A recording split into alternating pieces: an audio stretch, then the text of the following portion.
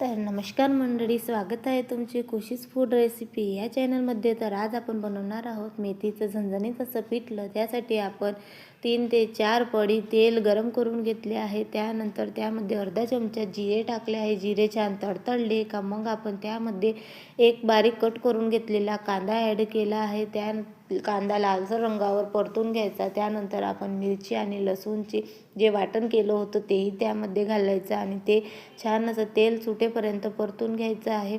त्यानंतर आपण यामध्ये अर्धा चमचा हळद घालायची आहे। हळदही छान अशी मिक्स करून घ्यायची आणि एक टोमॅटो बारीक असा चिरून घेतला आहे, तोही छान असा परतवून घ्यायचा आणि यामध्ये चवीनुसार मीठही घालून घ्यायचे।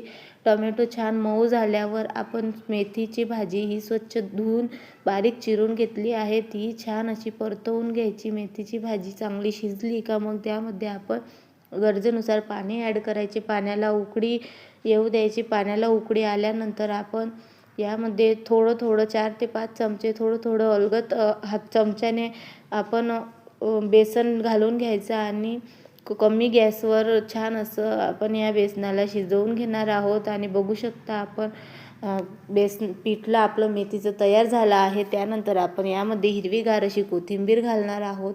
काही ठिकाणी याला मेथीचं पिठलं म्हणतात, काही ठिकाणी मेथीचं बेसन म्हणतात, काही ठिकाणी चून म्हणतात, काही ठिकाणी तर याला झुणकाही म्हणतात। तर तुम्ही काय म्हणतात कमेंट करून नक्की सांगा आणि चॅनलला सबस्क्राईब केलं नसेल तर